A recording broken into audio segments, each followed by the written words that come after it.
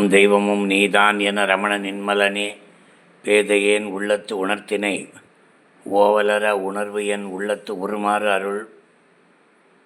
அன்பார்ந்த ரமண பக்தர்களுக்கு என்னுடைய மனமார்ந்த பணிவான வணக்கங்களை தெரிவித்துக் கொள்கின்றேன்.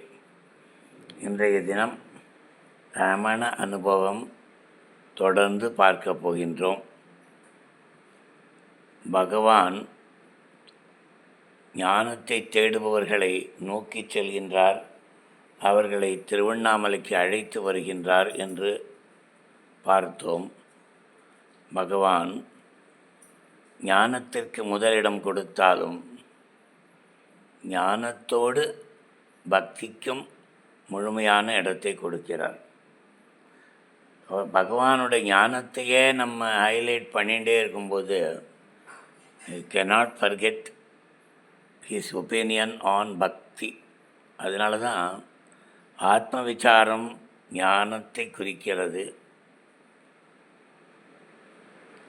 சரண்டர் என்று சொல்லப்படுகின்ற சரணாகதி பக்தியை குறிக்கின்றது. இப்படித்தான் நம்ம வியூ பண்ணணும். ஞானமும் பக்தியும் பகவானிடம் அப்படியே ஒன்று கலந்து விளங்குகிறது. பகவானிடம் பக்தி செலுத்த செலுத்த பகவானே நமக்கு ஞானத்தை கொடுக்கிறார். எந்த ஞானம் நமக்கு வேணுமோ அதை அவர் கொடுப்பார். அவரவர்களுடைய பக்குவத்திற்கேற்ப அவர்களுடைய தகுதிக்கு ஏற்ப பகவான் ஞானத்தை கொடுக்கிறார். பக்தி பகவானிடம் நாம் வளர்த்து கொள்வது ரொம்ப நல்லது. அந்த பக்தியில் என்ன ஆகுதுன்னா, இப்போ நான் இந்த பக்திங்கிற ஆஸ்பெக்டில் தான் பகவானை பார்க்குறேன். ஞானம் தேவை, ஆனாலும் பகவானிடம் கொண்ட ஞானத்தினால் ஏற்பட்ட பக்தி மிகுதியாக இருக்கிறது. அது எனக்கு ரொம்ப மகிழ்ச்சியாக இருக்குது. அதாவது சித்தாகிய பேரறிவும் ஆனந்தம் என்கின்ற பக்தியினுடைய முடிவும் ரெண்டும் சேர்ந்து பகவான்கிட்ட கிளியராக வெளிப்படும். நாமும் பகவான்கிட்ட இருந்தால் இந்த ரெண்டையுமே முழுமையாக அனுபவிக்கலாம். இதுதான் முக்கியமான விஷயம்.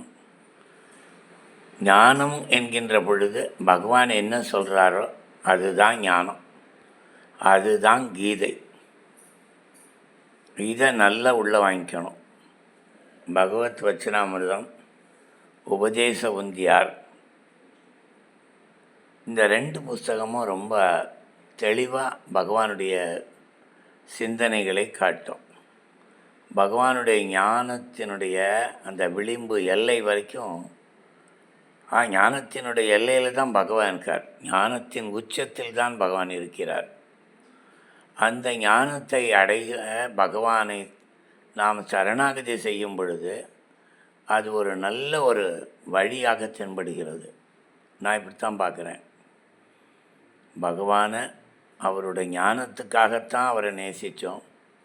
நேசித்த உடனே பகவான் காட்டுகின்ற பிரதிபலிப்பு, பகவான் செலுத்துகின்ற அன்பும், பகவான் நமக்கு ஞானத்தை ஊட்டுவதும் மிகவும் அற்புதமாக அமையும்.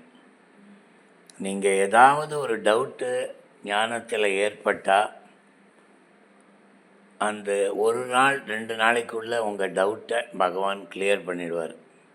அந்த மாதிரி உங்களுக்கு சரியான புஸ்தகம் அதுக்கு ஏற்றாப்புல கிடைக்கும்.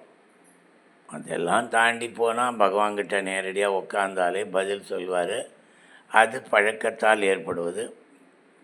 நான் பகவான்கிட்ட உட்காந்துண்டு இன்றைக்கி என்ன படிக்கலாம், என்ன தெரிஞ்சுக்கலாங்கிறது அவர் சொல்லி நிறைய படித்திருக்கிறேன். அதுலேயும் அந்த பகவானுடைய கருத்துக்கள் சொல்லும் பொழுதும் அவருடைய வாழ்க்கை சம்பவங்களை படிக்கும்போதும் நமக்கு பக்தி நிறைய பெருகி இவரிடம் சரணடைந்து